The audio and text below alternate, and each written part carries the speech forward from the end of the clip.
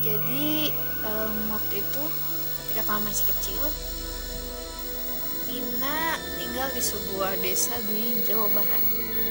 Dia tinggal bersama orang tuanya dan ketiga saudara kakak-kakaknya, kakak perempuannya. Jadi mereka 4 bersaudara dan perempuan semua. Jadi suatu hari Nina pernah berniat untuk nginep di rumah bibinya di desa sebelah bersama kakak-kakaknya juga untuk nonton layar tancap. Jadi karena jarak dari satu desa ke desa lain itu lumayan jauh, sekitar 1 kilometer, Nina pamit ke orang tuanya, izin ke orang tuanya untuk nginep di rumah bibinya karena dia berencana untuk nonton layar tancap di desa bibinya. Jadi setelah pulang sekolah, pergilah Nina dengan kakak-kakaknya ke rumah bibinya. Sampai di rumah bibinya sangat senang ya, welcome dengan kedatangan Nina dan kakak-kakaknya karena bibinya tinggal berdua dengan suaminya dan tidak memiliki anak. Jadi dia senang ketika ada keponakannya yang datang. Tapi sebelum itu bibinya juga bilang ke Nina dan kakak-kakaknya kalau mau nginep di rumah bibi jangan sekalipun masuk ke ruangan yang bernama goa. Jadi di samping ruang tamu ada ruangan namanya goa, yaitu ruangan tempat penyimpanan beras, padi, kalau nggak salah. Jadi Nina dan kakak-kakaknya dilarang keras untuk masuk ke ruangan itu. Tapi ya namanya anak kecil ya, apalagi Nina anak bungsu dan masih kecil, ya dia penasaran, terus dia coba untuk masuk ke ruangan itu. Saat dia masuk, ya memang benar ruangan itu ada banyak gentong, ada banyak tempat bambu gitu, terus ada karung-karung beras, ada peralatan untuk bertani, banyak kan. Dan ruangannya emang cukup besar, cuman agak lembab karena tidak ada jendela dan gelap. Waktu dia main, namanya anak kecil, dia mainin beras, dia mainin gabah gitu.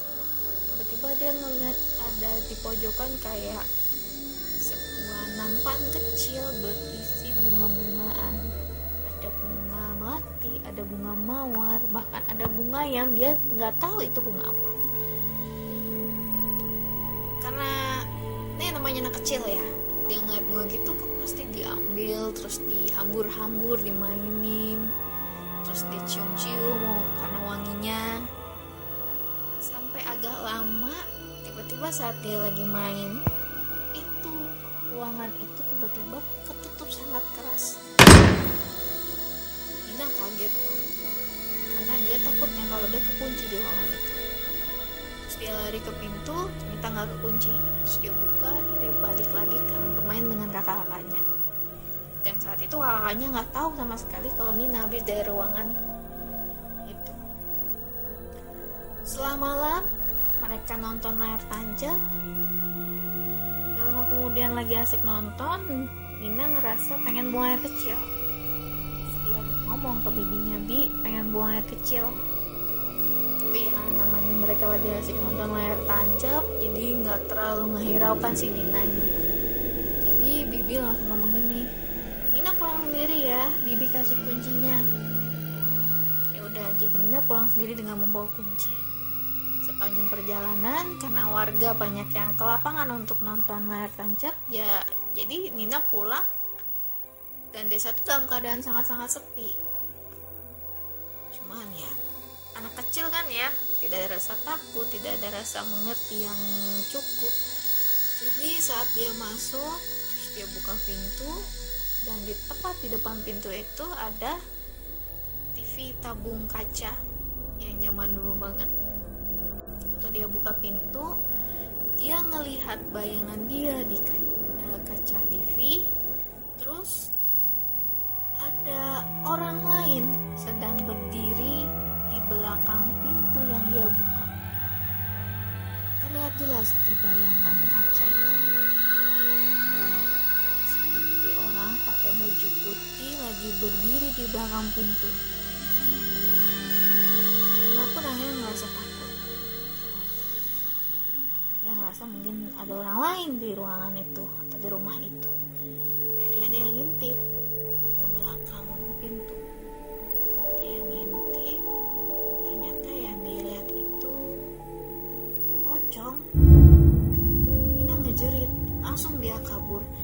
Pintu nggak sempet dia kunci, nggak dia tutup, dia pokoknya kabur langsung ke lapangan. Terus dia ngomong ke kakaknya pengen pulang. Dia nggak bilang kalau dia habis lihat pocong. Dia teriak-teriak pengen pulang, kekeh pengen pulang.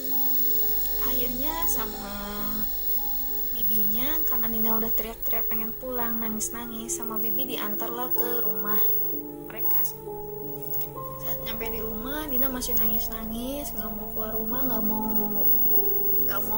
ngapa-ngapain, nggak mau minum, nggak mau, pokoknya pengen pulang, teriak-teriak. Setelah bibi pulang, barulah dia ngomong ke bapaknya kalau dia ngeliat pocong di belakang pintu.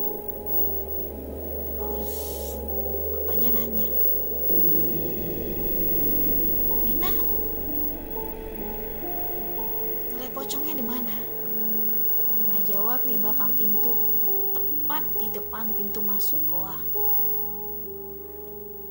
Terus bapaknya bilang gini, Nina nggak macem-macem kan di rumah bibi? Nina jawab, enggak pak, tapi tadi Nina masuk ke ruang beras, ke goa. Terus Nina mainin bunga yang ada di sana, mainin beras yang ada di sana, mainin padi yang ada di situ. Bapaknya kaget. Terus akhirnya bapaknya manggil orang yang dituakan lah ya di desa itu. Terus Ninanya waktu itu dia kurang ingat, jadi waktu itu dibaca-bacain doa, terus akhirnya ditidurkan. Setelah agak besar, Nina pun sadar kalau dia waktu kecil itu melakukan sesuatu kesalahan. Pertama, dia tidak mendengarkan bibinya, dan dia sadar kalau yang dia mainin itu adalah sesajen. Bunga-bunga yang dia mainin itu adalah sesajen. Semakin dia dewasa, semakin dia mengerti. Bahkan dia sempat bertanya ke bapaknya tentang kejadian itu. Dan bapaknya bilang, memang bibimu punya peliharaan jin di situ, tapi bapak sendiri nggak tahu dan tidak mengerti apa yang dia pelihara. Makanya kalau bibimu bilang jangan masuk ke ruangan itu, lebih baik jangan masuk. Tapi kamu ngelanggar, jadi bapak agak takut kalau kamu diikuti oleh jin yang ada di rumah bibi. Bapaknya bilang seperti itu. Dan saat Nina cerita ke saya, dia bilang sekarang bibinya udah meninggal, dan sampai meninggal bibinya tidak memiliki anak. Dan Nina juga bilang ke saya, semakin saya dewasa, semakin saya tahu kalau ternyata bibi itu punya pesugihan, dan akibat dari pesugihan